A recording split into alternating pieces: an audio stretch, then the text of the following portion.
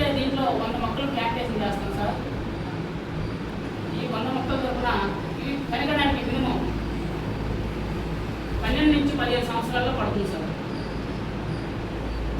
ఈ మొక్క ఎర్రచందనం మొక్క పెరగడానికి అది కూడా ఎగ్జాక్ట్గా అది అడవులో పెరిగే మొక్క అండి.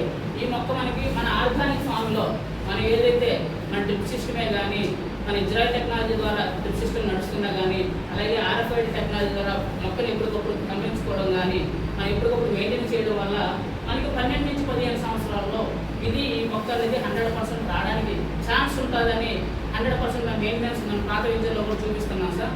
ఈ 12 సంవత్సరాల్లో మనం కాబోయే కోటీశ్వరులను కూడా, అలాగే ఇక్కడ చేసిన ఒక ఇన్వెస్ట్మెంట్ సామాన్యుడు కూడా ఇన్వెస్ట్మెంట్ చేసిన ఒక సామాన్యుడు కూడా కోటీశ్వరులు సంపాదించగలని ఒక విజన్ ఉంది. కాబట్టి మనం చేస్తున్న ఈ 12 సంవత్సరాల్లో ఒక్కొక్క మొక్క మినిమంలో వచ్చేసరికి 250 కేజీల నుంచి 400 కేజీల హార్డ్వుడ్ వస్తుందని అగ్రికల్చర్ సైంటిస్ట్ చెప్తున్నారు సార్. మనం చెప్పడం కాదండి. అలాగే ఇప్పుడు 20 వెంచర్లో 20 సంవత్సరాల ఎర్రచందనం మొక్క ఉందండి. దాన్ని చూస్తే మినిమం 500 కేజీల నుంచి టన్ను వస్తుందని అయితే దాని మీద ఆల్రెడీ మన మనిషి అగ్రికల్చర్ సైంటిస్ట్ చెప్పారండి. అయితే మీరు లైవ్లో కూడా చూడవచ్చు దానికి అంత పర్ఫెక్ట్గా అయితే 500 కేజీలు కాదు, మనం తక్కువ చెప్తున్నాం సార్. అయితే ఈ 400 కేజీలు కాకుండా మనం మినిమం కస్టమర్కి వచ్చేది ఏంటంటే 100 కేజీలో వస్తుందని చెప్తున్నాం. 100 కేజీలో వస్తుందని చెప్తున్నాం. ఎందుకని కస్టమర్కి ఎప్పుడైనా తక్కువ చెప్పి ఎక్కువ ఇవ్వడానికి ఛాన్స్ ఉందండి. మనం ఎక్కువ చెప్పి తక్కువ చెప్పడానికి మనకి మాట పోతుంది. అందుకని ఇక్కడ నమ్మకం ఉండాలనే కాన్సెప్ట్తో మన కంపెనీ CMD గారు ఆలోచించింది అంటే తక్కువలో తక్కువ 100 కేజీలే ఉజ్జాయింపు రాబడి మనం చేసే విధంగా చేస్తుంటే, దీని ప్రకారం 100 ప్లాంట్స్ ఇంటూ 100 మొక్కలు ఇంటూ 100 కేజీలు వేసుకుంటేనేమో 10,000 కేజీల హీల్డింగ్ వస్తుందని ఉజ్జాయింపు లెక్కగా చెప్తున్నాను. అంటే దీని అర్థం 10 టన్నులండి. 10 టన్నులు. మరి టన్ను వాల్యూ చూసుకోవాలంటే మనం ఇప్పుడు 2015లో లేవలైజ్ చేశారని చెప్పాను కదా సార్. 2015లో లేవలైజ్ చేశారు. దానికి అప్పుడు ఏం చేశారంటే మనం ఏదైతే ఎర్రచందనం మొక్కలను అమ్మినప్పుడు ఏది గవర్నమెంట్ ఒక జీవో పాస్ చేసిందండి. ఆ జీవో నెంబర్ వచ్చేసి 256/2015. ఆ జీవో సారాంశం ఏంటంటే మీకు ఇంత 10 టన్నుల దిగుబడి వస్తుంది. మరి ఆ టన్ను వాల్యూ ఎంత ఉందని చెప్పడానికి కోసం ఆయన అప్పుడు పెట్టిన విజన్ ప్రకారం చూస్తే A grade, B grade, C గ్రేడ్గా 3 గ్రేడ్లుగా విభజించారండి. ఆ A గ్రేడ్ వచ్చేసరికి 52 లక్షల పర్ టన్నుగా, B గ్రేడ్ వచ్చేసరికి 38 లక్షల పర్ టన్నుగా, C గ్రేడ్ వచ్చేసరికి 21 లక్షల పర్ టన్నుగా వస్తుందని మినిమం తక్కువ చెప్పేసిన రేట్స్ సరే. దీని ప్రకారం చూస్తుంటే ఒక 10 టన్నులకి ఇంటూ 21 లక్షలు వేసుకుంటే మనం తక్కువ A గ్రేడ్ వస్తుందని చెప్పట్లేదు కస్టమర్కి, B గ్రేడ్ వస్తుందని చెప్పట్లేదండి. తక్కువ C గ్రేడే చెప్తున్నాము. ఈ C గ్రేడ్ ప్రకారం చూస్తే 10 టన్నుల ఇంటూ 21 లక్షలు వేసుకుంటే 2,10,00,000 వస్తుందండి. ఎన్ని సంవత్సరాలు సార్? 12 నుంచి 15 సంవత్సరాల్లో వస్తుంది.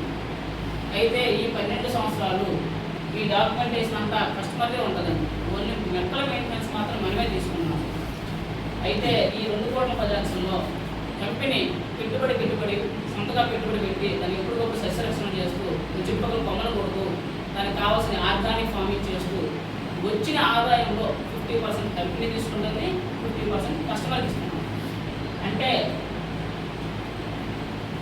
ఈక్వల్గా సేల్ చేస్తున్నాం. అంటే 1,05,00,000 వచ్చేసరికి కంపెనీ తీసుకుంటుంది సార్, 1,05,00,000 వచ్చేసరికి కస్టమర్కి ఇస్తున్నాం సార్. మరి ఇది నోటి మాటగా కాకుండా నేను ఏదైతే చెప్పానో ఒక 26 పాయింట్లుగా ఒక అగ్రిమెంట్ లాగా చేసి నేనే మెయింటైన్ చేస్తాను, మీకు వచ్చే ఆదాయాన్ని 100% ఇస్తాను అని లీగలైజ్డ్గా మ్యూచువల్ అగ్రిమెంట్ని కూడా రిజిస్టర్ చేసిస్తున్నాం సార్. మేము అగ్రిమెంట్ చేస్తున్నామని చెప్పకుండా మ్యూచువల్ అగ్రిమెంట్ని కూడా మనం రిజిస్టర్ ఆఫీస్లో రిజిస్టర్ చేసిస్తున్నాము. ఇలా మనం ఇప్పుడు వరకు మనకి 9,200 పైన హ్యాపీ కస్టమర్ ఉంటే ఆ 9,200 హ్యాపీ కస్టమర్స్కి కూడా మనం మ్యూచువల్ అగ్రిమెంట్ని రిజిస్టర్ చేసి ఇచ్చాము. ఇలా మనకి కాపీ కొట్టిన ఏ ఫామ్ ల్యాండ్ కంపెనీ కూడా లేదండి, మనమే చేశాము. దాని ఇప్పటివరకు మనం 3 సంవత్సరాల నుంచి ఇచ్చాము. ఆ 3 సంవత్సరాల నుంచి ఎందుకు ఇచ్చామని అడగచ్చండి. దీనికి మన దగ్గర ఒక హైకోర్టు లాయర్ అయినా కాకపోతే హరినాథ్ గారు మన దగ్గర 3 ఎకరాలు తీసుకున్నారండి. అది తీసుకున్నప్పుడు సరే మీరు మెయింటైన్ చేస్తానంటున్నారు, మీరు మెయింటైన్ చేస్తారో లేదు మాకు ప్రూఫ్ ఏంటని అడిగారు.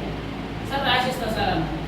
మీరు రాసిస్తే అందరూ నాకు తీసుకోవడం కూడా పనికిరాదు అని అన్నారని వాళ్ళు అన్నారు. దీన్ని లేగలేదైనా డాక్యుమెంట్ ఇవ్వగలరా అని అడిగారు. లేగలేదు డాక్యుమెంట్ అంటే ఏంటంటే ఈ పాయింట్స్గా యాడ్ చేసి చక్కగా ఆయనకి రిజిస్టర్ ఆఫీస్లో రిజిస్టర్ చేశామండి. ఒక సామాన్యుడు కూడా మన దగ్గర కొనుక్కునే కస్టమర్కి కూడా మనం ఎందుకు రిజిస్టర్ చేయకూడదని మన సీఎండీ గారు ఆలోచించి ప్రతి ఒక్కరికి ఈ 3 సంవత్సరాల నుంచి మనం ఈ ఎంఓఈని కూడా అగ్రిమెంట్ని కూడా రిజిస్టర్ చేస్తున్నాం.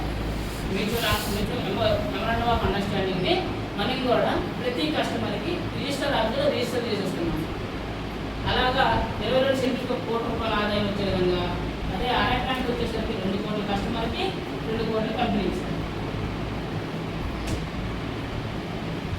ఒక ఎకరం తీసుకున్న కస్టమర్కి 4 కోట్ల కంపెనీకి వస్తుందండి, 4 కోట్ల కస్టమర్కి వస్తుంది. ఇలా 100% మనం మెయింటైన్ చేసిస్తామని కూడా నడుబాటు కాబట్టి డాక్యుమెంటేషన్ ఇస్తున్నాము, చేస్తున్నాము. మరి కొంతమందికి ఇంత 22 సెంట్లు తీసుకుంటే మన దగ్గర ₹1 కోటి వస్తుందా అని కొంతమందికి ఏదైనా అంటే పాజిటివ్లో నుంచి నెగిటివ్ కూడా ఉంటారండి కొంతమంది. ఆ నెగిటివ్లో ఉన్న వాళ్ళ కోసం కూడా మేము ఏం చేసామంటే ఒక బైబ్యాక్ అగ్రిమెంట్గా, బైబ్యాక్ అగ్రిమెంట్ ఏంటంటే పంట పండినా పండకపోయినా మీకు కొంత డబ్బులు ఇస్తాను. ఏదైనా ఎఫ్డీలో చేసుకున్నారనుకోండి, ఎఫ్డీ ఎంత వస్తుంది? 10 నుంచి 12 సంవత్సరాల్లో డబుల్ అవుతుంది. మనం ఏం చేస్తున్నాము? ల్యాండ్ ఇస్తున్నాము, ల్యాండ్తో పాటు ఎర్రచందనం మొక్కలను పెంచుతున్నాము. ఆ ఎర్రచందనం మొక్కల మీద వచ్చి ఆదాయం ఇస్తామని చెప్తున్నాం. ల్యాండ్ అంటే 1 or 2 times పెరుగుతుంది అంటున్నాం. తక్కువలో తక్కువ బ్యాంక్ ఇంట్రెస్టే పెరిగింది అనుకుందాం. 10 నుంచి 12 సంవత్సరాలు డబుల్ అయ్యింది అనుకుందాం. ఇప్పుడు 8,40,000 పెట్టి ఒక 22 సెంట్లు తీసుకున్న కస్టమర్లు 12 సంవత్సరాలకి దానికి 15 లక్షలు 20 లక్షలు అయ్యింది అనుకుందాం. ఇది ల్యాండ్ వరకే. మరి అక్కడ మనం దానికంటే మెయిన్ ఇంపార్టెంట్ ఏంటండి? నెట్ శాలరీ మీద వచ్చే రిటర్న్స్. ఈ రిటర్న్స్ కోసం మనం కష్టపడుతుంది. అయితే మనం 100 ఎకరాలు మెయింటైన్ చేస్తున్నాం అన్నాం. ఇప్పుడు 2,000 ఎకరాలు పంపామండి. 2,000 ఎకరాలకు ఒక 4 కోట్లు చొప్పున లెక్కేసుకుంటే 8,000 కోట్లు వస్తుంది మన ఆదాయం. ఆల్రెడీ మనకి రెడీగా ఉంది. 8,000 కోట్ల ఆదాయాన్ని మనం సృష్టించాం. దాంట్లో ఆల్రెడీ 8 లక్షల చిల్లర మొక్కలు వేసినాం. అంటే ఒక్కొక్క మొక్క మీద మినిమం 1 lakh ఆదాయం వచ్చే విధంగా కంపెనీ ప్లానింగ్లో ఉన్నాం.